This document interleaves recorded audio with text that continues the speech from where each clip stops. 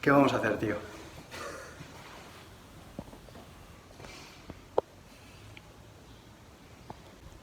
¿Qué vamos a hacer?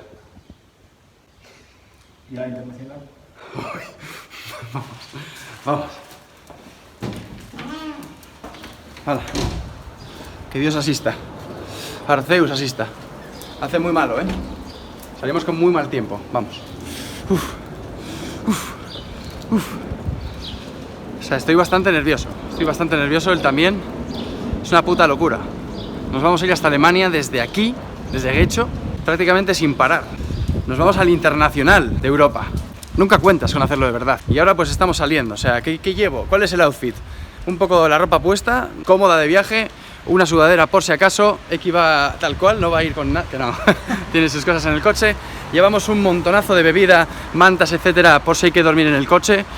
Y bebidas, obviamente, energéticas para que no haya sustos, no nos durmamos. Son unas 20 horas de media de trayecto, tanto para ir como para volver. Y más lo que tardemos en llegar de allí al pabellón donde se compite. Llevo una bandolera también para entrar al sitio de competir. Y llevo una mochila con mis historias de ropa, de cargadores, un montón de cosas que hacen falta para estar grabando prácticamente un montón. Y este es nuestro vehículo, un Porsche Carrera del año... Es un Nissan. Sí. Vale, pues... Fíjense, por una vez, por unos días voy a ser vegano. ¿Por qué? Porque me la agarras con la mano, porque X es vegano y al final yo me voy a hacer a su alimentación un poquito, que no me importa, yo me como hasta la gasolina del coche si hace falta, y eso es lo que vamos a llevar. Te has pasado un poco, yo creo.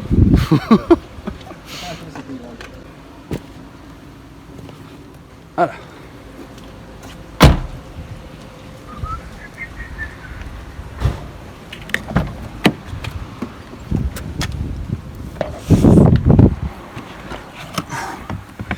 Hostia. Para atrás y todo eso. Te puedes, si quieres. Sí, esto parece el cine premium, mejor. Pues ya está, salimos de aquí, arrancamos. La primera parada es Bilbao, ojo, sí, estamos en Getxo, vamos a Bilbao. Ahora veréis por qué, ¿vale? Venga, hasta ahora.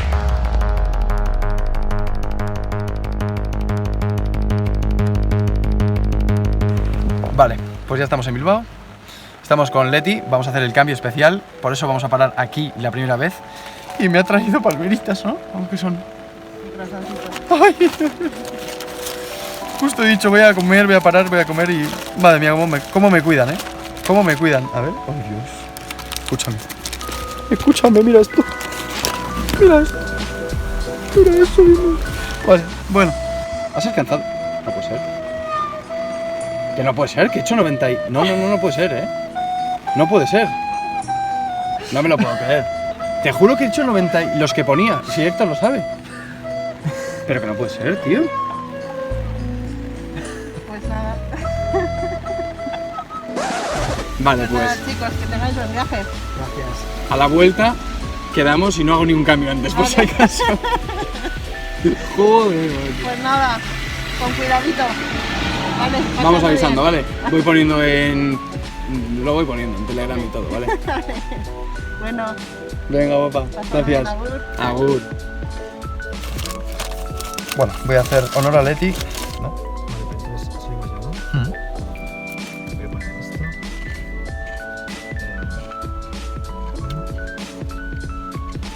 Supuestamente llegamos a las 4 de la tarde. Salimos aquí en Indautxu Plaza, en Bilbao, la hostia. Estamos en Bilbao, ¿eh? Yo soy de Bilbao. Y después pasaremos por Guipúzcoa, iremos hasta Francia. Lo vamos a ir grabando. La idea es ir grabando todo el viaje, incluso el campeonato, o sea, todo en un vlog que vais a ver. Y luego van a salir vídeos sueltos. Vídeos sueltos en el, pues especiales, que ya iréis viendo, ¿vale? Ya los iré diciendo, entre ellos el Community Day, obviamente. Vale.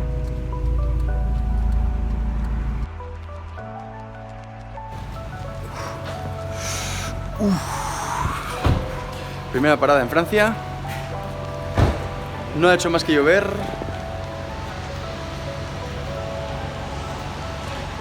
Y estamos... ¿Ah? Bueno, vale. Irún, la frontera. Esto es la frontera. Y nada. Vamos a echar gasolina, que aquí está barata, de momento.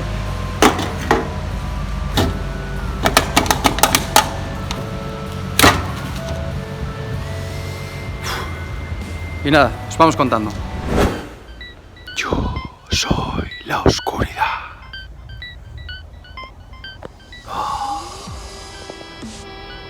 Estamos como en un pueblo fantasma. No hay nada. De nada, mira. Parece literalmente el cartel de la peli de Exorcista. Acabamos de parar para hacer el cambio de conductor. Son las 2 de la madrugada, nos quedan unas 15 horas. Y estamos a la altura de Burdeos, algo más bajos. Queda mucho todavía. Pero antes vamos a grabar el arsenal que tenemos, porque es que me he quedado acojonado. Yo pensaba que iba a venir con 3 kilos menos y me parece que igual vengo con unos 8 kilos más. O sea, esto es lo que come un vegano, más o menos. Tenemos como 3 tarros de estos llenos de... A ver si se iluminan. Llenos de frutos secos. Un mix, que igual en cada tarro de estos hay 5.000 calorías, sin exagerar. Hay como 3 tarros. 3 o 4, ¿no? Tenemos aquí plátano, esto, ¿cómo se dice? Resecado, ¿no? Tenemos snacks, como medio de fruta, medio de... no sé cómo decirlo. Esto tiene un poco de todo. Como el tipo hummus, pero en snack. Luego tenemos galletas también, de estas que no tienen producto animal, ¿no? A ver, un montonazo de zumos. Esto es lo que más me flipa de todo. Magdalenas y muffin veganas. Dios. Y hay de chocolate también. Perdonad la luz porque no se ve mucho, pero bueno, es lo que hay. Y por supuesto, que no falte el pan de molde. Que no falte. Para tomar con las latas que tenemos de legumbres, que tenemos también una bolsa entera de latas. Fabada, etcétera, o sea, impresionante. Latas de legumbres, más cosas por aquí y fruta. Una bolsa entera de fruta que no se ve un carajo, pero bueno, pues está llena de plátanos, de todo. Manzanas veo, ¿no? Sí. O sea, hambre no vamos a pasar. ¿Y por qué nos está ahora? Hambre no vamos a pasar. Y encima nos hemos metido un plato de ensalada de pasta. Made in... No se ve nada, tío. Nada. O sea, no hay una triste luz. Solo es la forma espectral de X. Forma Alola. Bueno, en fin, os dejo. I used to hide the pain. I used to hide the pain. You made me cry on the bed. I thought I'd lost it all. I used to hide my hate and pain in my songs. You made me watch the world with different eyes and thoughts. I used to hide the pain, I used to hide it. You started making mistakes that made me feel as a fool. You ended all for the first time. I tried to forget that it was you. I knew it was just the first time. All the mistakes I made that were so wrong. When the heart breaks and all your faith is gone. The story takes a road you never fought. I never was just of the man I thought. I cannot believe that you're making this to me. No, I cannot conceive that I'm making this to me. Cause I was so not in my role. And I was not thinking about us. But now I know that I don't wanna go. You don't wanna stay. I just wanna make you feel the same way that you felt. We are growing old and nothing else the same, but babe, I just wanna make you feel. Scars of love give us faith and we did not give up. Fighting trust and rage against ourselves. With all my doubts and changes, dangerous soul. I've never felt so high, I used to fake it. Cause everything is changing, everything but you. Cause everything is working out to get us through. I've lost it all before, and now I know that nothing is as sure as our show. Cause I cannot believe that you're making this to me. No, I cannot conceive that I'm making this to me. Cause I was so not in my role. And I was not thinking about us. No, I cannot believe I forgot. No, maybe I cannot conceive that you turned into a need. Cause I was so not in my role. And I was not thinking about us. But now I know that I don't wanna go. You don't wanna stay. I just wanna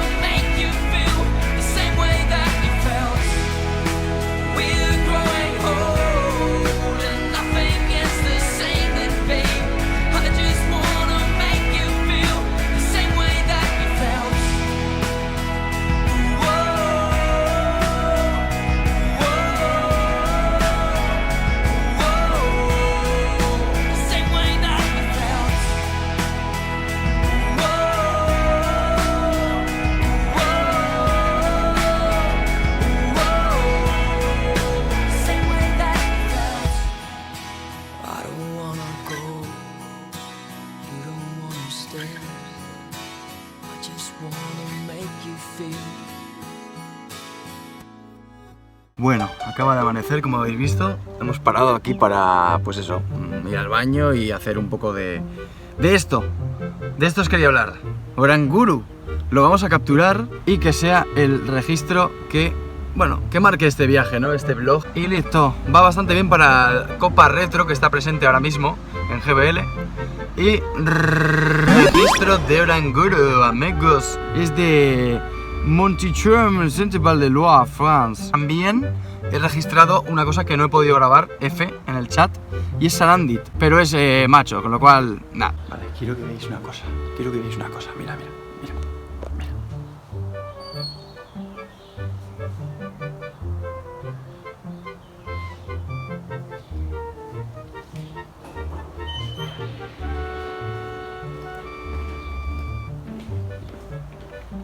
O sea, realmente los baños son así aquí en Francia, porque yo me acuerdo cada vez que iba a una regata aquí en Francia y quería echar lo que viene siendo la pesa, no podía, o sí, pero tenía que hacerlo en plan Jesucristo Superstar, o sea, me tenía que poner una mano en la pared, la otra en la pared y así, apretar y ¡buah! O sea, increíble, pero no he sido capaz.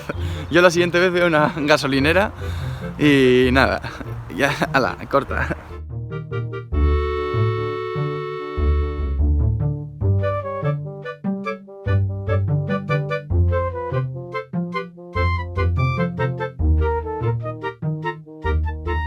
Hola, quería contaros que finalmente ha sucedido.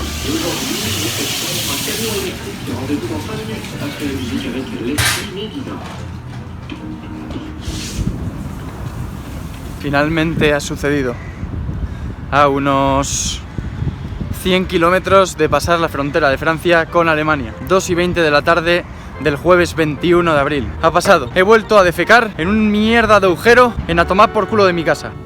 ¿Cómo decirlo? O sea, las imágenes que acabáis de ver era como una especie de aquapark. Si tú... Había un sitio donde ponías los dos pies. En el momento en que detectaba que ya no estabas puesto encima, supongo que agarrado haciendo fuerza, aparecía al de como 5 segundos un sistema de aspersores que te daba hasta miedo. O sea, acababas cagao y calao. O sea, tal cual suena. Así que... En fin. Francia.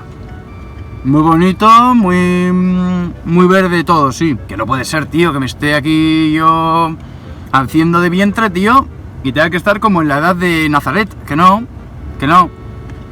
O sea, era el puto aquapark de Torremolinos. Tal cual. Ah, ya lo he dicho. Dentro de 500 metros en la rotonda, toma la tercera salida y continúa por D31. That's right, I heard the story over and over again. She is swell to finally meet her other friends. O sea, acabamos de repostar en Alemania, acabamos de pasar, de llegar, de tocar, de pisar Alemania. Y mirad lo que veo, lo primero que veo es esto, tíos, es que... Aquí no son agujeros, o sea, primer baño que veo en el puto país y no es un agujero. En cambio en Francia todo agujeros, macho, o sea, increíble, increíble. Pues nada, hay que celebrar que hemos llegado con una galette. Bueno, como digo, no hemos llegado al sitio. Hemos llegado a Alemania. Ahora faltan 2 horas, las últimas 2 para Frankfurt, hasta Frankfurt. Y una vez allí habrá que llegar hasta el pabellón y bueno, ya lo iremos viendo. De momento, antes de salir de Francia, hemos grabado el vídeo de Klefki, registrando a Klefki en su hábitat natural. Y ese vídeo lo vais a tener más adelante, evidentemente, porque como os digo, voy a grabar varios vídeos y este va a ser un conjunto de todos ellos. Bueno, últimas 2 horas.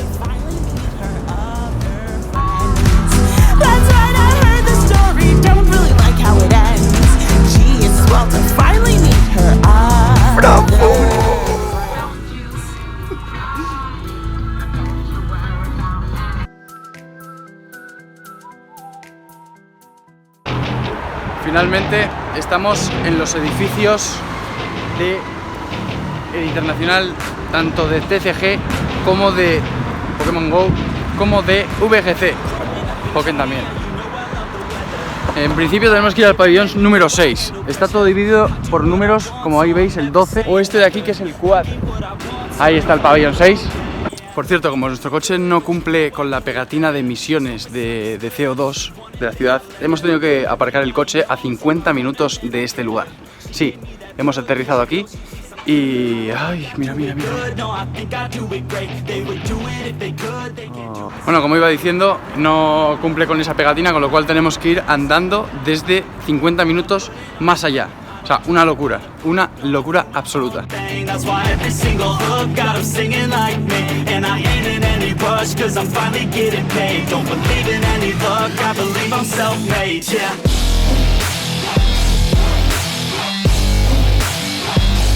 Vale, acabamos de sacar el tema del certificado de la vacuna para la acreditación y ahora nos van a pedir el número de entrenador Pokémon más el DNI, así que vamos.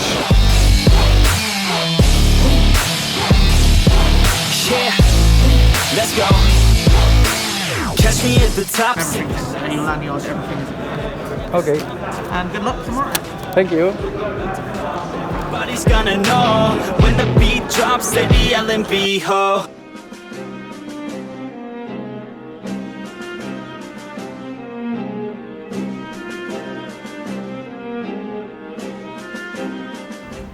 Ya hemos conseguido, como digo, la acreditación y tenemos todo para hacer el unboxing. Lo primero que hay que comentar es la gorra. Nunca he tenido una gorra aparte de la que usé para hacer la intro de Rubí. Vamos a ver qué más trae. La bolsa es apoteósica, la verdad que no la podemos tirar nunca. Y a ver qué es esto. Esto es... no sé ni qué es esto. Es una caja... vale, creo que es una caja para meter las cartas.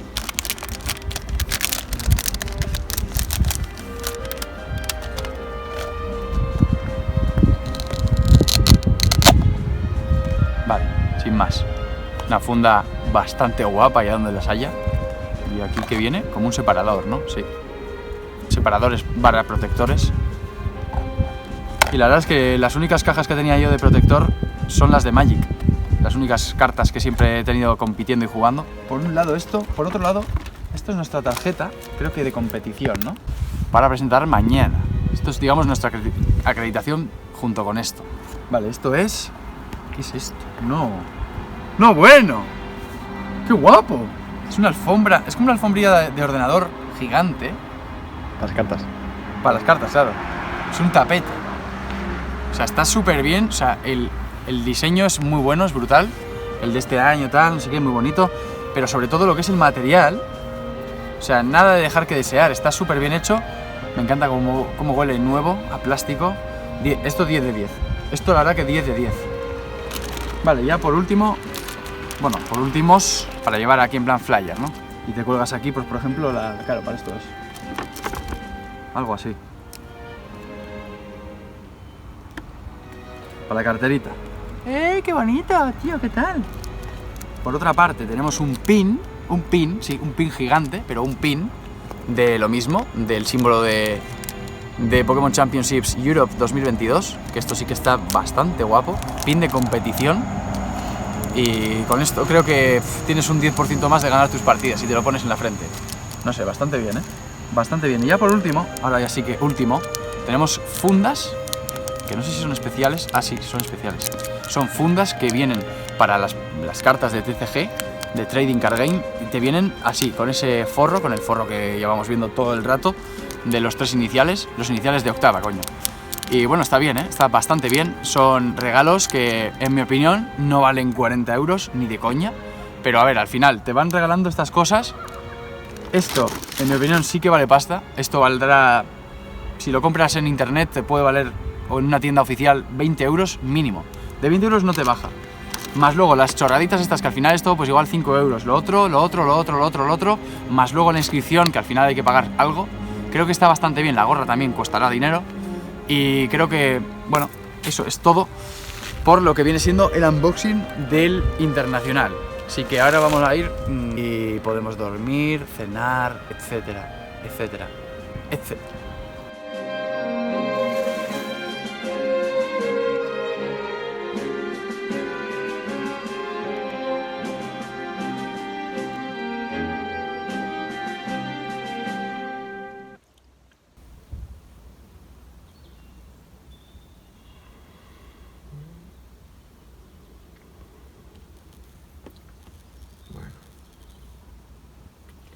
Pues ahora cómo ves, ¿no?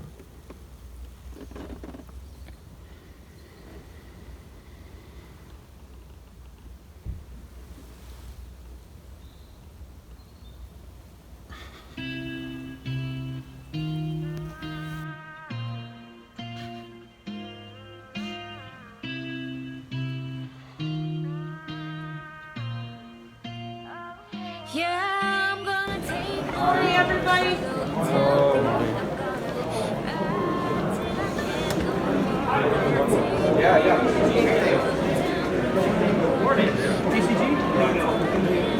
Good morning, what are you here for? RPG. Pokémon Go? Yeah. Pokémon Go. Thank you. on a horse, ha, you can wipe your Porsche. I've been in the valley, you ain't been up off the... Esto empieza a estar llenito, ¿eh? Está empezando a estar llenito. Vamos hacia el punto de encuentro, que es el verdecito, así que vamos.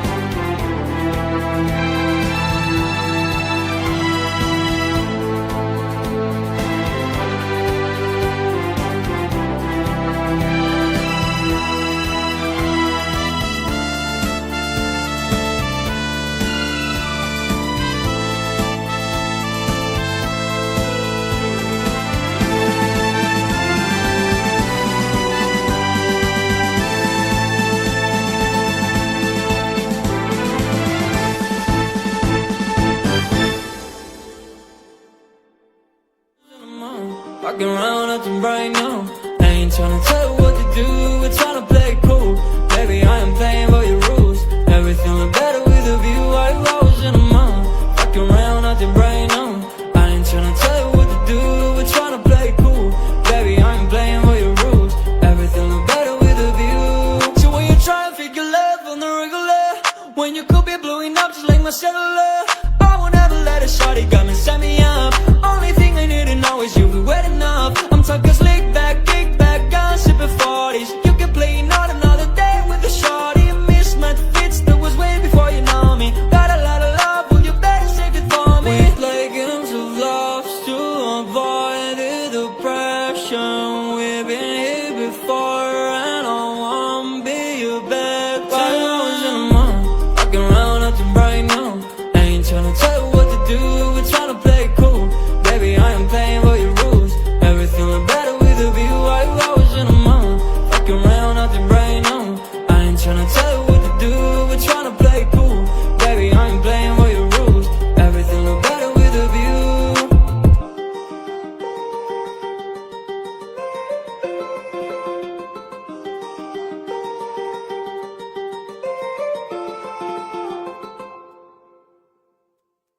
Girls in crop tops, drop tops at our shows. Mini skirts rock, got us all like whoa.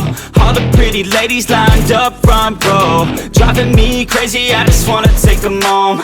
Got it on lock, yeah, you could call me pro. Parties on the blocks, make sure the girls know. Now it's getting hot up in here, oh no. Think Nelly had it right, better take off all your clothes. Sit down to play at the table number, which is given to you on Toulon, as I've just explained. You'll have a Samsung A52 in front of you. please log into Google and Pokémon Go. I do it good, no, I think I do it great. They would do it if they could, they can't do it so they hate. Everybody wanna look, but nobody wanna play. Stealing eyes like a crook while I put it on display. I don't do it by the book, no, I do my own thing. That's why every single hook got them singing like me. And I ain't in any rush, cause I'm finally getting paid. Don't believe in any luck, I believe I'm self-made, yeah.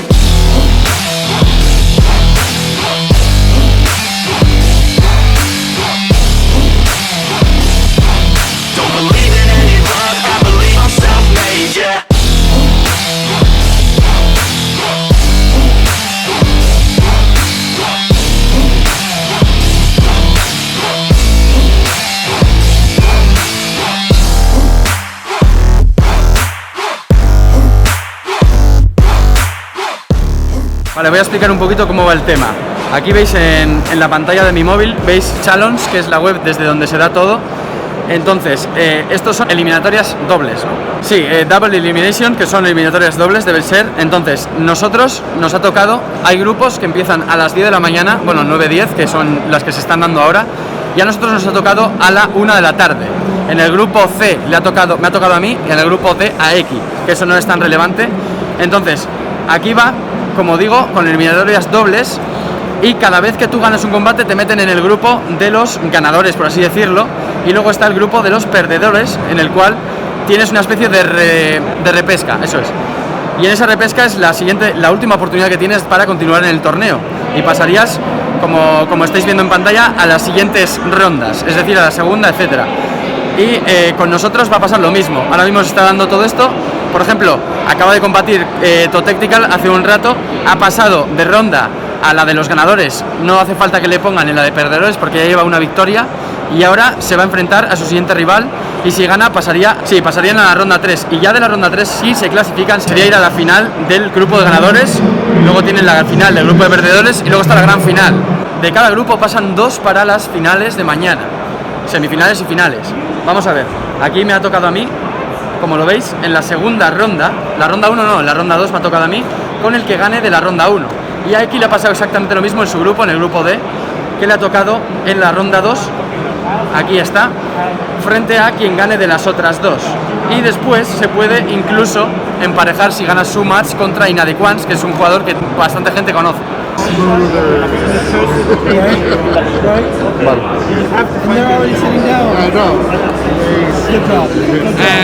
Just your detailed list, please.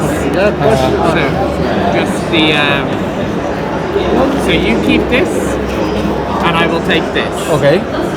So can you write your surname, please? I write your family name. My surname. Yes.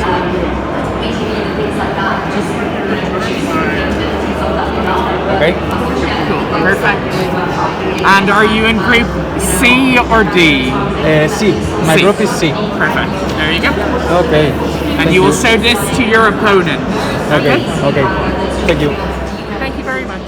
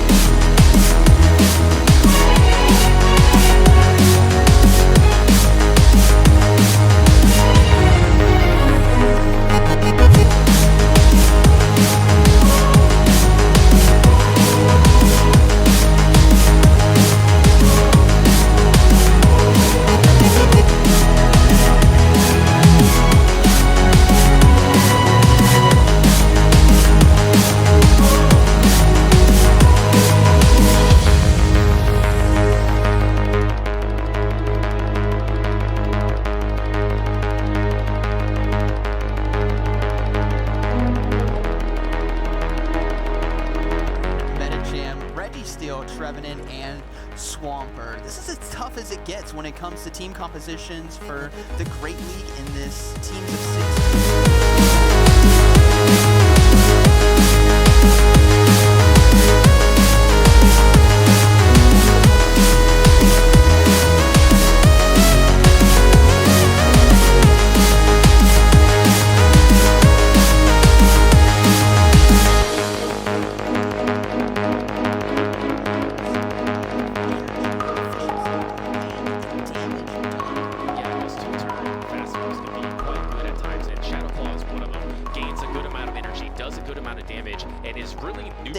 We are getting into game 1.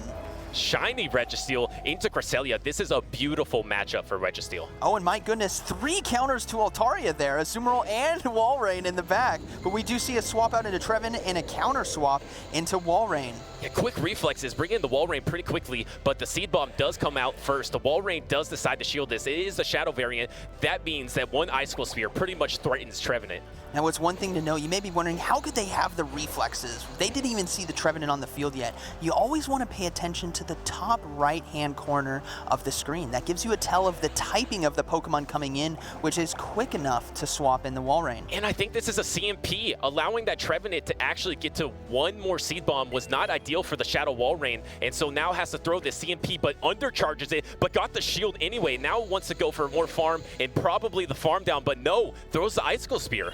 This is going to come down. Trevenant really wants to take switch advantage right here, hoping to get to one more Seed Bomb, but who is going to win the race? It's looking like the Walrein is going to take it. Trevenant now unshielded is going to go down to the Icicle Spear, and it's any player's game now because all shields are down. Yeah, smart move to throw the Icicle Spear right before the Seed Bomb is available for the Trevenant, and now how do you get rid of this Walrein? You're going to have to Grass Knot it, but this Cresselia is going to have to take Icicle Spears before it. And there's still a Registeel in the back, and we talked about this earlier. Registeel was having a tough time in previous matchups because it was trying to lock farm down, Sableye, but now with no shields, man, Zap Cannon and Focus Blast are going to be key. Yeah, Registeel loves the no shields. Great timing by the Cresselia, throwing the Grass Knot exactly when the Walrein got to that Icicle Spear. Walrein goes down. Are they going to bring in the Registeel right here and load up on energy? We'll just have to see. Registeel does come in, and it does have Zap Cannon and Focus Blast. So it'd be curious to see if they catch a Zap Cannon on the Galarian Stunfisk. And do they go for it? They don't go for it. So the Zap Cannon is going to be hitting the Cresselia, but Cresselia has such a good stat product. It might just barely hang on. And does it do it? It does. Here comes the swap now into Galarian Stunfisk, trying to win the race to Earthquake before the Focus Blast comes through. Now remember, Registeel is a very defensive Pokemon, so even though this is a Focus Blast, one of the hardest hitting moves in the game, it might not one-shot. Yeah, and it's not from a fighting type, so it doesn't do enough, but the Earthquake is going to do a lot, and the swap into the Azumarill now has to throw the Earthquake into the Azumarill, which is not as efficient. And Azumarill, again, so bulky as well. It's going to be able to hang on to this Earthquake and look to fully bubble down and have a charge move ready for the Cresselia. Oh, and he goes for the Earthquake, but no, got denied on the energy. That's a huge Ice Beam. Oh man, Galarian Stunfisk goes down. It's going to be Azumarill now versus Cresselia. Cresselia extremely low, but loaded on energy. Here comes the Grass Knot. They're above maxed. Oh no, they just decided to go down. Okay, they knew it was going to be a good game right there. There was still Registeel to contend with, but like we were talking about earlier, do you bring Altaria or not? Well, the 3 counters came out, so thank goodness they didn't bring Altaria, but still, getting those shields extremely early in the game gives so much room for Registeel to show its dominance. That is where it shines, is when all shields are down. Yeah, like you mentioned, 3 Altaria counters, but now there's an interesting wrinkle to that, because if you throw 3 Altaria counters, you know the opponent is scared to bring the Altaria. So does that give you the opportunity to bring in more things like Swampert, because you know Altaria's not out there, you scared it off. Match number 2, maybe you go for the Swampert. Maybe you swap out that Registeel for Swampert, has a bit better matchup versus the Galarian Stunfisk, being get into those Hydro Cannons very quickly, can still put pressure on Registeel and Walrein, even Trevenant, right? Resisted Hydro Cannons still do a good chunk. Yeah, and I think that game kind of came down to the G-Fisk Galarian Stunfisk into Registeel matchup, and Registeel was able to take advantage. I do like how Problems IRL decided to go into Galarian Stunfisk once Registeel was more energy dry to try to outpace it, but the Registeel smartly was throwing right before 100 energy, so then by the time the Galarian Stunfisk came in, did have the Focus Blast. Yeah, absolutely. And what was close there, we were talking about the potential win condition appeared.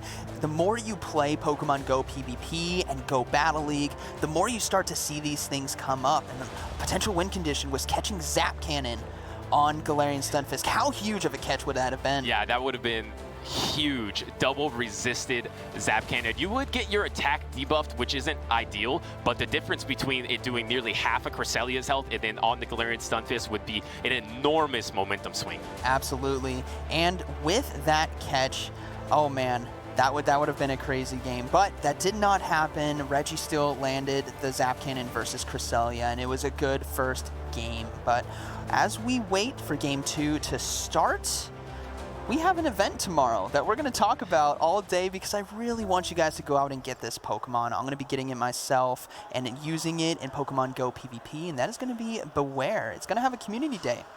But first, you got to catch the Stuffles from April 23rd from 2 p.m. to 5 p.m. standard time. Go for that. You want to get a lot of candies for this one because I believe it's a 400 candy evolution. So use those pineapple berries, catch a bunch of them because this could be a meta Pokemon. It is, in fact, I'm just going to correct you real quick, 2 to 5 p.m. your local time. Wherever you are in the world in the afternoon, you can catch it.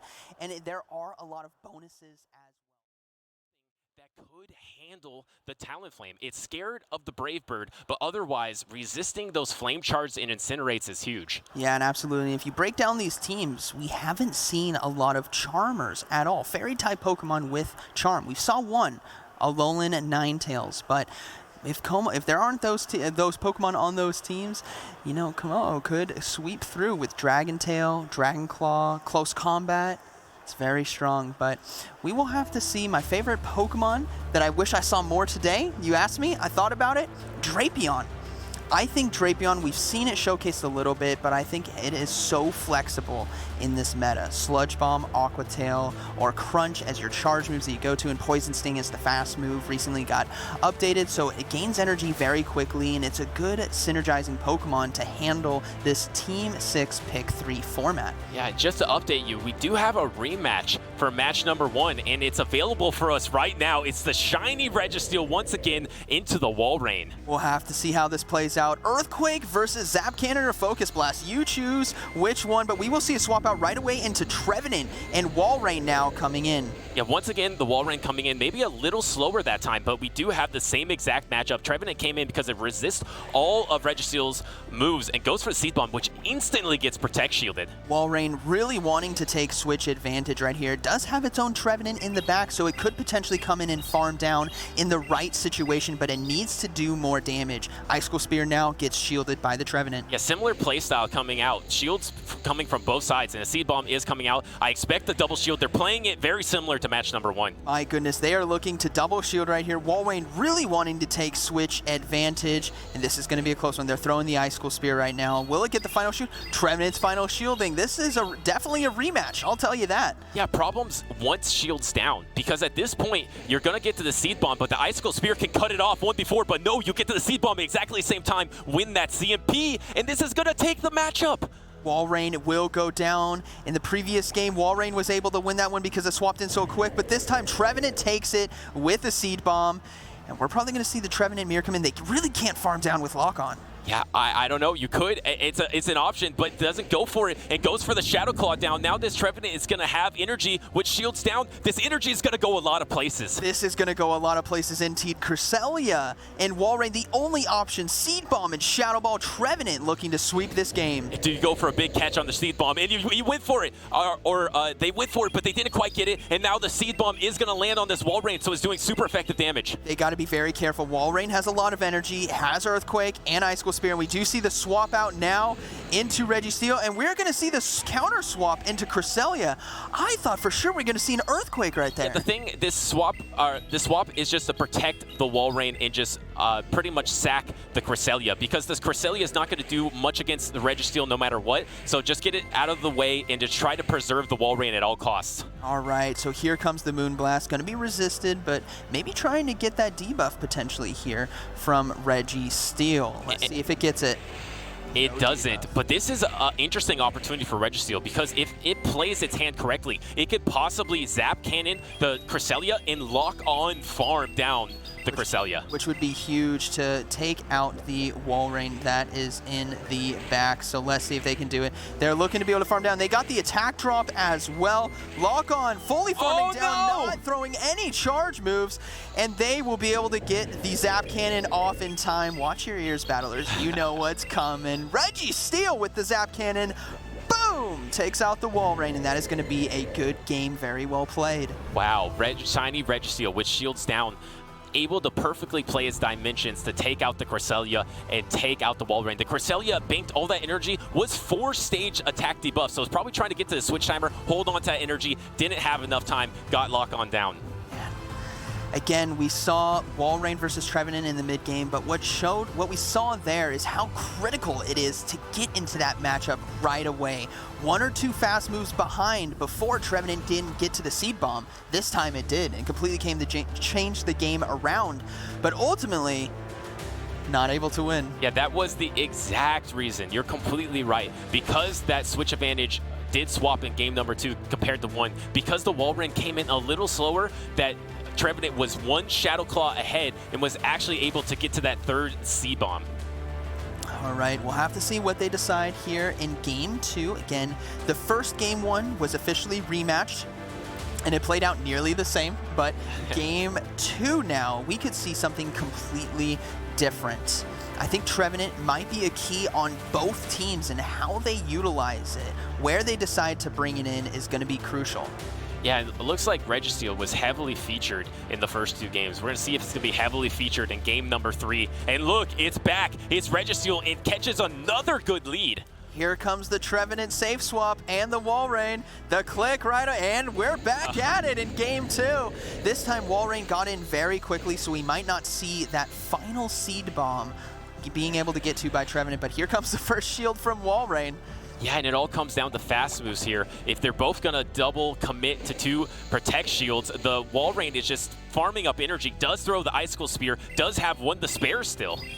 All right, we'll have to see if they decide to go for a back-to-back. First shield coming up on Trevenant, obviously.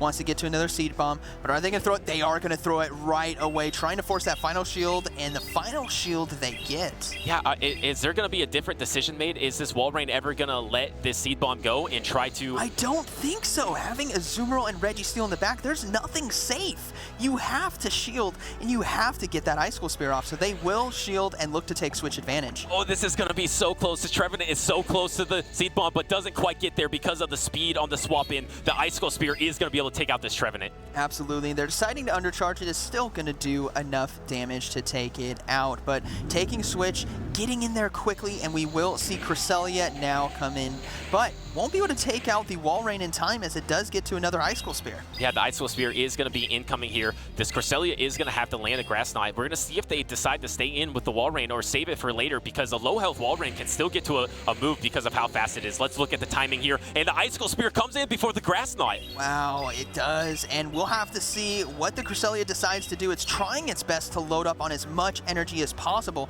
but it's still going to be... Here comes the swap now into Galarian Stunfisk, and the counter swap into Azumarill. Azumarill with Ice Beam and Play Rough, so no Hydro Pump. But look how much that wall ring did. Was able to take out the Trevenant and so much of the Cresselia. And now it is that Azumarill into Galarian Stunfisk matchup. Like you mentioned, no Hydro Pump. These Earthquakes are neutral. You're going to need at least 2 to take out the Azumarill. And this Azumarill looks to be a potential XL Azumarill, tanking that Earthquake like the bulky Pokemon it is. Going to be throwing Ice Beams here, still for neutral damage, but my goodness, this is the battle of tanks yet again. Yeah, and this Galarian Stunfisk is way way ahead on energy is going to have to go for the Earthquake, but this Azumarill should be able to take it. So let's see if they go for the Earthquake, and it looks to be on a CMP. I think this Azumarill can take it, but we're going to have to find out.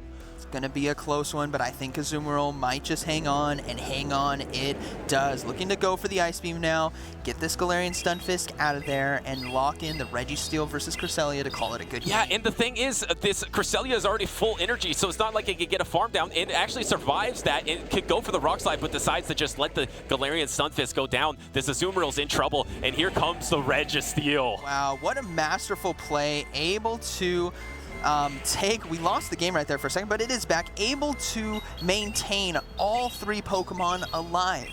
That is what's amazing right here. Masterful play. Zap Cannon takes out the Cresselia, and that is going to be a good game very well. Yeah, that's what we call in the Pokemon Go community the 3-ball. Even with 3 Pokemon left, the Registeel in the back, but also was in the front, able to take out the Cresselia and take match number 2. Match number 2, we'll have to see what happens here as the trainer or the judge went to go double check something, but it is currently standing as a 2-0 victory for Nahira. But honestly, I think just relying on Trevenant safe swap, knowing that the only win condition is Walrein swapping in late, I don't know if that's going to be enough to overcome if they do decide to do a rematch. Yeah, it's super interesting. Both players decide to play that out 3 times in a row. Yeah, it reminds me of the triple Earthquake Scrafty we saw earlier today. Yes. With Walrein versus Scrafty. We saw it 3 times in a row, and the same result almost every single time. Yeah, I don't know. I mean, most players maybe thought that is their win condition. One thing that I was really impressed with, Nahira, Registeel play, some of the best we've seen today. I was really impressed with the Registeel play. The way to lock on down Zap Cannon and be able to preserve it for later. I think that was the best example of Registeel. Absolutely. If you can keep it healthy and you can let it survive to the end game when all shields are typically down, that's when Registeel really starts to shine. Earlier today, we saw Registeel kind of get stumbled around by Sableye and foul plays, but today in the late game, it is shining. Yeah, it's literally shining. It's a shiny Registeel. It looks beautiful out there. Really set you up for that yeah, one. thanks for the alley-oop. Dunked that one home. And Registeel looked beautiful. It was dominant, and it is one of the Pokemon that has some of the most potential in Open Great League. Absolutely. And taking a look at the teams, again, we see very strong Pokemon, and Nahira brought 3 counters to Altaria, which is why we never saw that. But again, I would love Drapion. Coming back to Drapion before the game started, I think it's a fantastic Pokemon for this meta. It can beat Azumarill. It can do a ton of damage to Walrein. Metacham as well, right? Crunch and Sludge Bomb. Registeel, Trevenant, Swampert, nothing really wants to see it, especially if you're a Shadow Drapion with a bit of energy advantage. Crunches, man, they can hurt. Yeah, and it's good you mentioned energy advantage, because I believe Shadow Drapion's one of the best safe swaps in the meta. So if you're able to safe swap that Shadow Drapion, able to get that energy advantage and use your Protect Shields, throw off a ton of moves, you could maybe bank energy for later and hard wall something very meta relevant like a Trevenant. Absolutely, and in this meta, we don't really see Pokemon that have hard-hitting ground fast moves, right? So the Drapion being very weak to ground, we don't see Mud Slaps in this meta at all. The moves usually come from charge moves, Earthquake, Earth Power, etc. But Drapion can obviously shield those and get yourself an advantage if you need it. Yeah, I mean, and the charge moves that are ground are usually high energy charge moves, like you mentioned, the Earthquake, the Earth Power. You don't even see much Mud Bomb out there anymore because Whiscash isn't in the meta as much. You don't see those. I don't listen to the haters, man, I treat them like the enemy. Had a couple traitors, man, but now they know the penalty. I tell them, see you later, fam, I do not need this jealousy. I got no time for failure, man, I wanna leave a legacy. I lock in and I'm sold out, pop up for the whole crowd. I got this, I rolled out, I promise, have no doubt. I'm all in, here I go now. Back ready to get into some battles here. We have brand new competitors to spectate as well as we continue to take a look at these incredible matches. In a slight preview there on the right side of your screen. Again, thank you so much for being here. I just heard that we've been on air for 7 hours. So if you've been here since the beginning or if you just tuned in, either way, we thank you.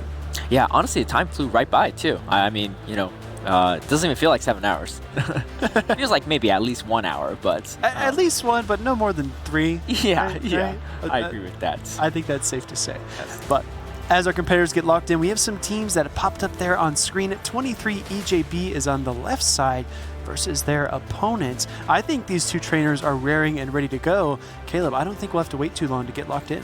No, I don't think so at all. 23 EJB is going against Nihara here, and we had a slight preview into the teams here, so we'll kind of see what's going to go in here. A lot of Pokemon we've seen repetitions of, which is going to be good because we can see how different players play out the different matchups in different ways. And we've talked about this before. Even if you share similar Pokemon to your opponent, or even if you have the exact same team of 6, there's so much strategy that goes into it, and no two players will play a team the same way. No, absolutely not. And no opponents will react to the plays the same way either. So I think that's what makes this game very exciting, despite a lot of the Pokemon being reused. And now we are into this first matchup. We get a Registeel on the left-hand side against a Azumarill. Registeel doing much better against Azumarill with that Zap Cannon now that it got that recent buff.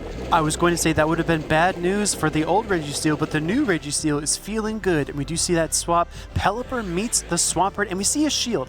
I think this is such a risky shield. What if this was a Hydro Cannon bait? Yes, and that Shadow Swampert is going to strike some fear in people's hearts because that Sludge is going to hurt quite a bit, but we do see another Pelipper on the arena here, and Pelipper doing very solid against Swampert, resisting all those mud shots, and doing a lot of neutral damage in return. Now that Pelipper landed that Weather Ball, we're going to see another charge attack come here from the Swampert, and a confident no shield, knowing that this is just a water type charge move. Yes, and this is round 6 of the losers bracket, so a lot on the line for both trainers here. This Pelipper looking very, very strong against Nihara's team, able to throw a lot of neutral wing attacks and Hurricane at the Azumarill, and super effective wing attacks and Hurricane against the Medicham. And we do see the Pelipper building up so much energy, and it does reach this Hurricane. Ozu deciding not to shield. This is going to do a colossal amount of damage. Yes, absolutely. And the difficult part here for the Azumarill is it cannot just throw bubbles here because they are resisted. And now in comes the Medicham, which is definitely the spot the Medicham wants to be in. It is going to start throwing some power punches against this Registeel and going to do more and more damage. But Registeel is going to return with some Zap Cannons and will bring back down those buffs with the debuff on the attack. Medicham trying to roll downhill like a snowball by increasing its attack, but like you mentioned, Caleb, this Registeel going to try to keep it in check. Zap Cannon does get shielded because in addition to dropping that attack, Zap Cannon deals quite a bit of damage. Yeah, Zap Cannon is a wonderful move if you can land it, but even if you don't land it, you get the debuff, and this Medicham is starting to go off and just really ramp up some damage against this Registeel.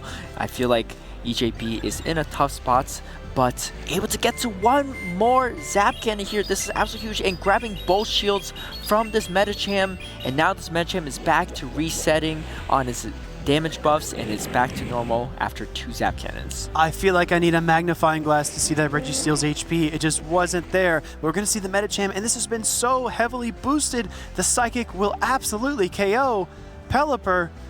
Shields at the last second. What a shield there. You know, that could have easily been Power Punch, but recognizing that that might be a Psychic, choosing not to shield, but now this Nidoqueen is going to have to take an Ice Beam here, which is going to do a lot of damage for super effective. Nidoqueen also swapped in instantaneously. He's trying to outpace this Ozu, and it does! My goodness, Poison Fang! Yes, and super effective against that Fairy typing out in Azumarill. This is looking quite good for EJB here. Still having that Pelipper with energy, but this Medicham is also going to generate a lot of energy against this Nidoqueen, able to counter all the way down. Is this Hurricane ready? And it is not. Oh, and here comes the Power Punch again, chat. When you switch out, you clear all of your buffs and debuffs, so this Medicham is starting from base 1. It's not enough. Pelipper, Hurricane. Yes, wow, Pelipper surviving that Power Punch is absolutely crucial here. Now able to land this Hurricane against this Medicham, and wow, what a close match there, especially after EJB had such a great lead matchup and counter swap there. My goodness, the call on the Psychic, Caleb. Just imagine if the Pelipper would have fainted to that charge move, you wouldn't have this incredible finish watching the Pelipper sweep away the fighting type Medicham. Yes, and that was actually quite the bold call on Nihara's end too. Seeing a Pelipper with that low health, it's very tempting to go that Power Punch or even bait there, but going for the big hitting Psychic there is also a risky play, but also a bold play. So much of these battles comes down to prediction. You constantly, at every 5-10 second interval, you have to evaluate your position in the battle. What is my opponent likely to do? How does my opponent want to succeed? And how can I succeed in this matchup? Yes, absolutely. So, if you're Nihara here, how do you adjust for Game 2? I have to say, this was one of those rare instances where the game was so close. I think that those teams were great, and I think that just making a couple of minor adjustments, some minor tweaks, could really change the outcome because those plays were split-second decisions. Yes, and I think EJB is probably very comfortable with that Pelipper, very strong against Nihara's team, especially given that Pelipper's not very particularly relevant in the meta here. A lot of people are not accounting for it. Our leads are on the field. Metachan versus Shadow. Swampert. Swampert is going to stay in this matchup for a moment and probably fire the Hydro Cannon and then switch. No, actually forcing CMP, it appears, with the Hydro Cannon. Yes, and we haven't seen EJB's movesets on this Metachamp yet, so we're not sure what it may be, especially if you're on Nihara's end, but is going to build up to Psychic and swaps over to their own Metachamp here.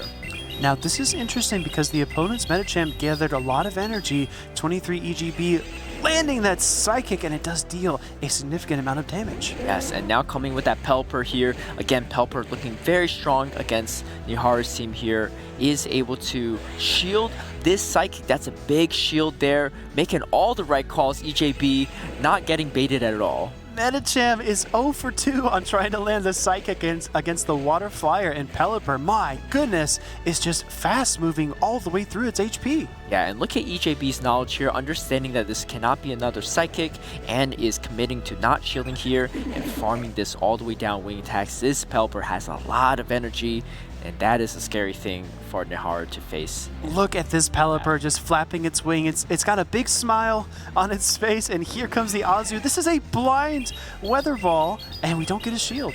Wow. Okay, what a call here from Nihara, expecting maybe potentially a weather ball or expecting a hurricane, but EJB pressing that weather ball and immediately regretting it, and is now going to go for that hurricane. Still in a very commanding position, in my opinion. Pelipper gathering additional energy, throwing that hurricane, and a great shield call. These trainers are just absolutely dialed in, and Azumarill avoids a ton of damage. Absolutely, yeah. What a call from Nihara there, understanding that it probably is going to be a hurricane now that Pelipper has seen this matchup, and no shielding the second hurricane though. This is going to do a lot of damage here for sure, but this Azumarill is content on farming a little additional energy, and now it's going to throw its first charge move, which is going to be Ice Beam.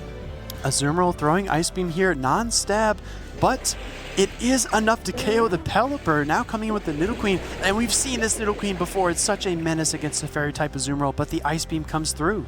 Yes, and EJB not shielding this Ice Beam here, content on tanking it, and then coming in with the Swampert on Nihara's side, and now it's going to start throwing Poison Jabs, and as I said before, you don't want to shield the Poison Jab, but you might have to shield the Poison Jab. My goodness, Shadow Swampert takes a lot of damage from that charge move, even though it is resisted. Firing the Hydro Cannon here. Metachamp deciding to shield because the trainer recognizes that the Metachamp's HP is within KO range. Yes, and that debuff Swampert cannot handle the counters very well here, and now EJB in a very commanding spot, countering down the Azumarill as well. My goodness, the fighting type counters are resisted, but Azumarill just did not have enough HP to reach a charge attack and fight back, and that is a 2-0 victory for 23 EGB. Absolutely. These were definitely close battles, but that Pelipper really coming in clutch for EJB. EJB confidently bringing it into every single matchup there,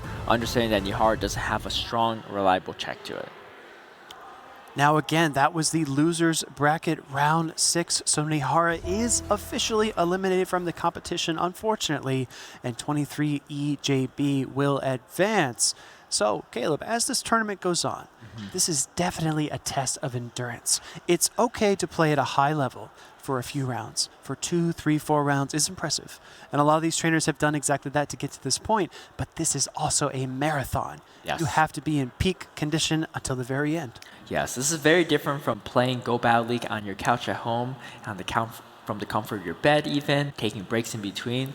This, you have to be dialed in and competitive throughout, and really pace yourself here too. There's going to be breaks between the matches. I see some competitors stretching, taking walks, taking water breaks, and or some just listening to some music to just hype yourself up. I said I got this, none of this radio pop shit. I dropped this, turning back the clock to rock shit. I cop it, said knock knock, I'm on this. I'm hot bitch, like a hot bitch, the top I'm locked in, I got this, radio drop this. Hot shit, just watch this, I fucking promise. Building up to another zap cannon and is going to get hit by another shadow ball. Inadequate's choosing not to shield the shadow ball, which should knock out the Registeel. Rupke's Trevenant does secure the knockout onto the Registeel. Now this is a bit of a precarious position. Shield advantage on the right side as well. Coming in with the Pelipper. All right, let's see if this pays off. Yeah, and this Pelipper throwing the web ball just in time, right before the C-bomb is launched from the Trevenant. Let's see if Rupke shields or not. Rupke just going to be content letting the Trevenant faint out. And we do see the Trevenant faint. Oh, throwing that charge attack. The Skarmory is back, and it has the Sky Attack ready. Do we see a shield here? No. No shields. All right. Typically speaking, Nidoqueen does not want to face Skarmory, but that Skarmory is quite low in health, and now this Nidoqueen is in a pretty positive matchup against Scrafty here. Absolutely. Whenever the Nidoqueen can get locked into a matchup and just start Poison Fanging, it generally is a pretty happy Pokemon. We do see the first Poison Fang, and the Scrafty is actually returning fire, going for the foul play, and no shield here, Caleb. Yeah, this is a bold no-shield call, but it looks like it will probably pay off for Rupke here, able to land the hard-hitting move, and Inadequate's still throwing those Poison Fangs. And we talked about earlier, you don't want to shield Poison Fangs, but eventually you gotta start shielding Poison Fangs. Exactly, especially as that damage continues to increase and the Scrafty gets KO'd as well. Nidoqueen has just a little bit left, and here comes that Skarmory. Yes, saving that shield did pay off for Rupke in the end. Inadequate's choosing not to throw that last Poison Fang, knowing that it would be shielded either way.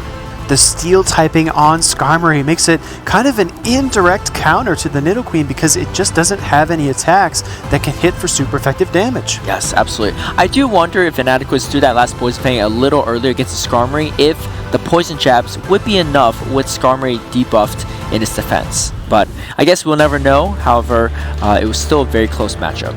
So I know that we make jokes about it sometimes, but there is a high degree of strategy that comes with the Nidoqueen play.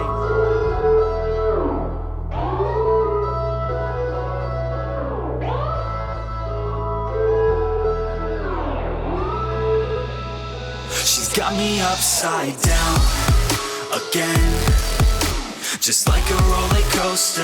Never want it over now and again. You got me feeling closer. Time is moving slower now again. I don't wanna get older unless you're by my shoulder now and again.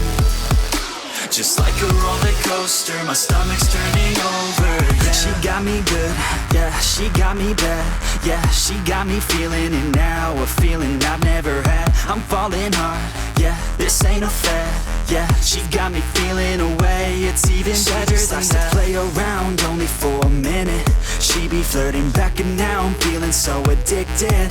I could go another round, never reach my limit, think she got me falling now. Bueno, pues hemos dormido en Heidelberg, gracias a Miku, nos ha acogido. Y ahora ya nos vamos a despedir porque se tiene que quedar y tenemos que volver al recinto de competiciones, ya que somos importantísimos. No, es broma, porque queremos ver las finales y porque al final igual hasta he ganado algo de cartas, no lo sé, lo vemos después. Se están dando todas las semifinales, la gran final, o sea, las más importantes van a ser aproximadamente en una hora, hora y pico, y queremos estar presentes o intentarlo. Ya de ahí haremos Community Day y a las últimas tomas aquí en Alemania, así que nada, vamos a darle un abrazo a Miku, que nos ha acompañado en esta parte tan importante del viaje. Y nada, lo dicho, vamos para el pabellón, ¿no? Dejaré unas imágenes ahora de aquí, de Heidelberg, porque me parece que es bastante bonito en comparación a Frankfurt, no sé. Sí, Frankfurt es solamente como industrial, como financiero. Sí, es muy poco, no sé, es muy residencial, demasiado ciudad. Esto es como más, ves más verde, naturaleza, se nota que está mucho más limpio el aire. Esto me lo estoy inventando un poco, ¿no? Pero, en fin, lo dicho. Vamos allá.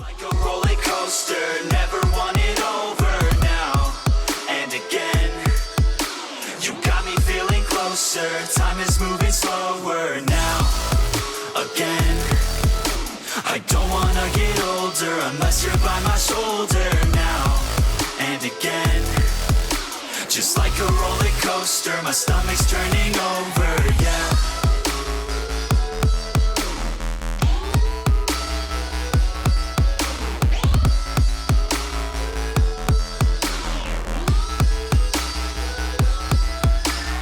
Vale, pues esto es Heidelberg, bastante bonito la verdad. Y ahora de un salto, de un solo salto, vamos a volver al pabellón de competición. Así que 3, 2, 1.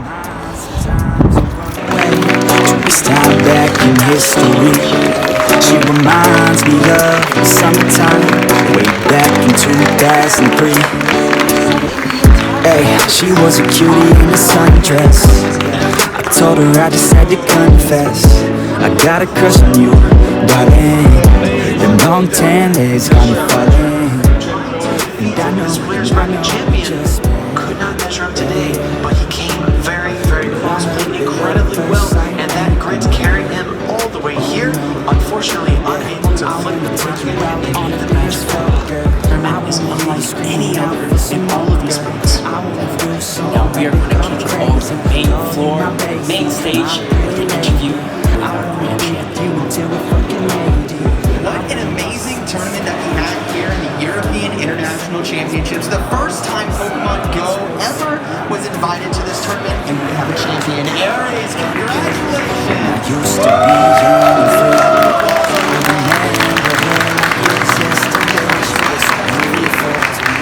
What do you think was the most valuable Pokemon that you brought to this tournament? I think Mandibus was really great, also Dragonant won me a lot of games.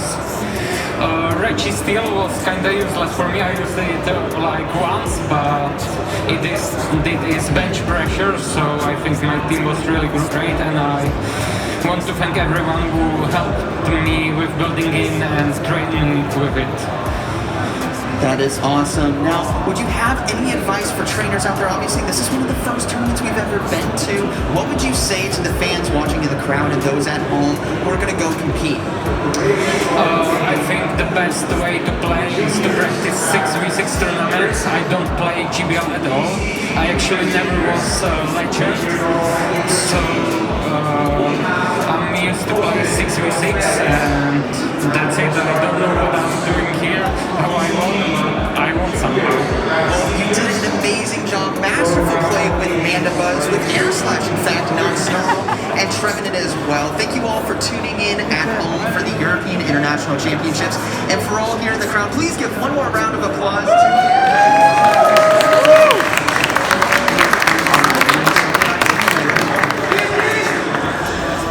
Thank you so much, Zayana, for that incredible interview with our winner.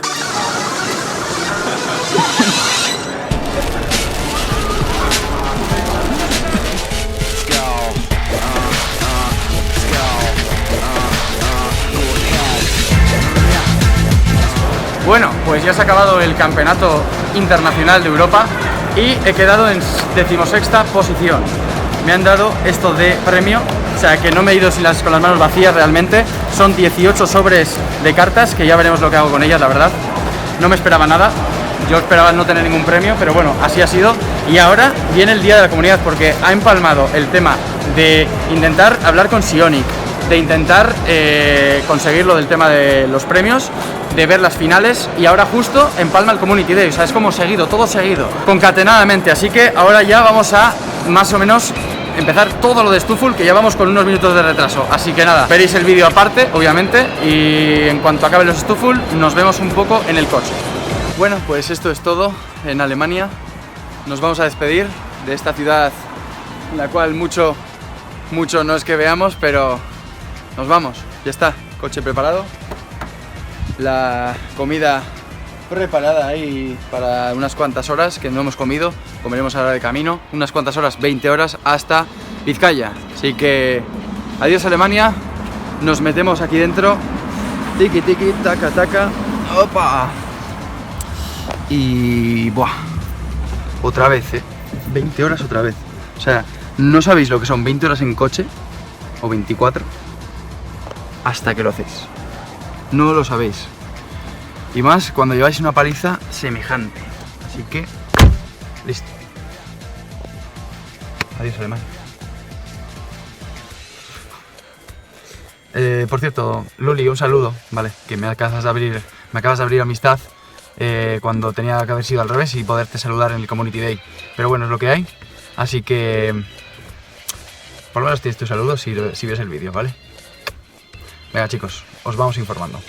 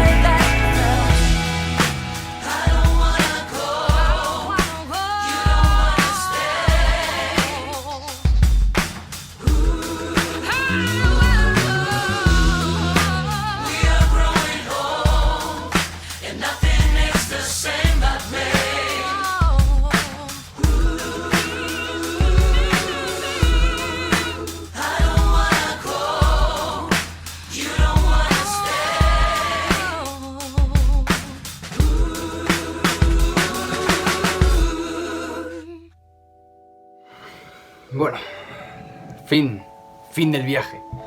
Podemos decir que fin del viaje. No me ha dado tiempo a grabar cómo salíamos del coche, etcétera, porque me he ido directamente a trabajar, después del viaje a trabajar, 4 horas para después llegar por fin a mi casa. Así que aquí llega el momento de recapitularlo todo. Y lo voy a dividir en 1, el viaje, 2, el campeonato, 3, mis impresiones y conclusiones generales. Vale, vamos con la 1, el viaje. El viaje, tal y como lo hemos tenido que hacer nosotros y lo teníamos calculado por tema económico, básicamente, hemos tenido que ir desde aquí hasta Frankfurt en coche, que suponen unas 20 horas de ida de media y unas 20 horas de vuelta. Pero no solo es eso. Aparte de eso, es que, como os comenté, con el coche no podemos entrar hasta el centro de la ciudad por el tema de las emisiones. Sí que había que dejarlo en la periferia y de ahí viajar hasta el pabellón del campeonato, y eran 50 minutos andando, unos 40 a paso ligero. Contando que hemos ido y vuelto 2 veces del coche al pabellón, serían 4 veces de 50 minutos, 4 horas casi caminando. Hay que sumar también cuando hemos ido a Heidelberg, que han sido 40 minutos en coche de nuevo, más 40 de vuelta. Así que en coche son un total de unas 41 horas y media, aproximadamente.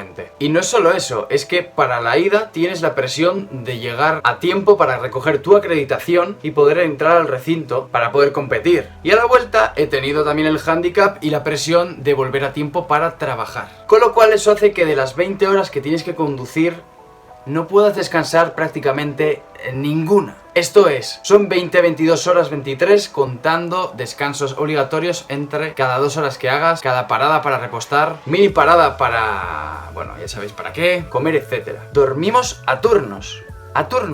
Mientras uno conduce, el otro está en el copiloto intentando echarse alguna cabezada. Y yo os juro por mi vida que de las 40 horas que hemos estado conduciendo he dormido máximo 1. Es decir, que no me quiero enrollar tampoco mucho, pero es que quiero que lo veáis. No es lo mismo que os lo cuente o lo veáis muy bonito en el vídeo, a sentirlo y hacerlo vosotros. Primero salís de vuestro pueblo a 20 horas, llegáis a Frankfurt reventados para un torneo importante que va a durar 2 días, partiendo de que estáis reventados. Llegáis sin dormir, tenéis 50 minutos caminando hasta el recinto, otros 50 de vuelta para volver al coche, dormir la primera noche en el coche, que eso hace que tu sueño si duermes 4 horas, 5, sea la mitad de calidoso como mucho, para madrugar al día siguiente, volver a meterte otros 40-50 minutos caminando, estar todo el día compitiendo, todo el día, prácticamente todo el día compitiendo. Bueno, e todo o que habéis visto, una locura de kilómetros caminados y conducidos sin apenas descanso.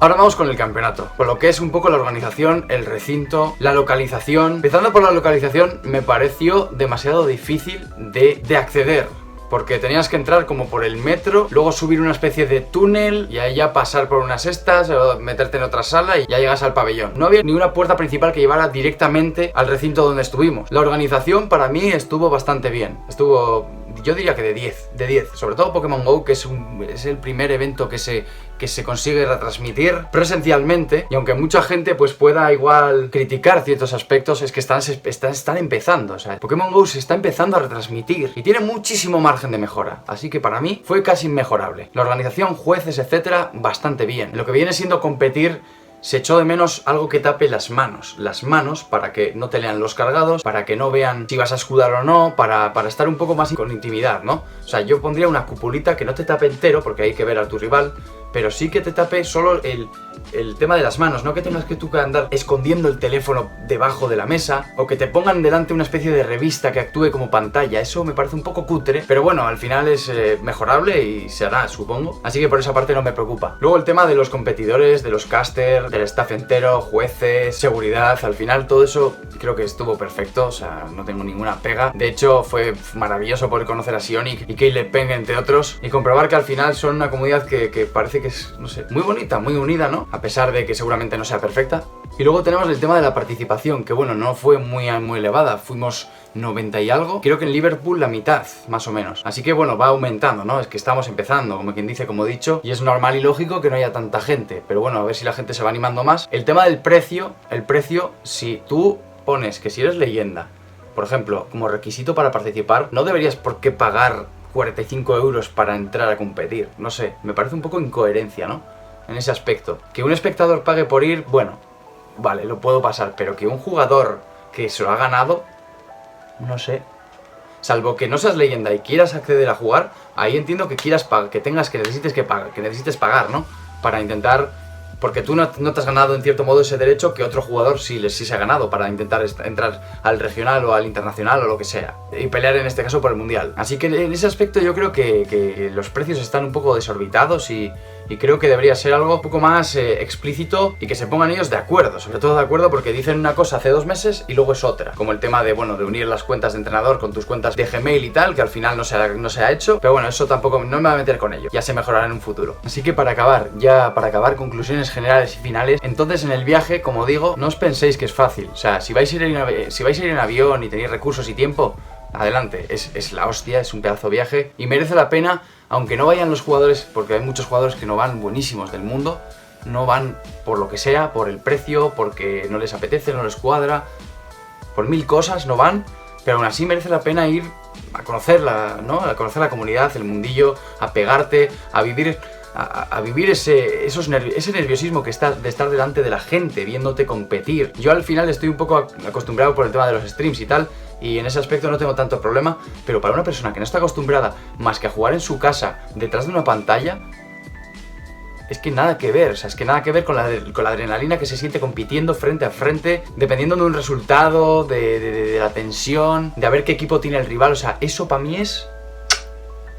Si te gusta ya más el juego, el PvP en general, tienes que hacerlo. Ahora bien, lo tienes que hacer, no lo hagas de mi manera, o sea, no te lo recomiendo, de verdad, o sea, es peligroso estar conduciendo 40 horas casi sin parar, casi sin dormir, no es bueno, no lo recomiendo. En mi caso me ha valido la pena, me ha gustado, me ha encantado, lo volvería a hacer, pues quizás sí.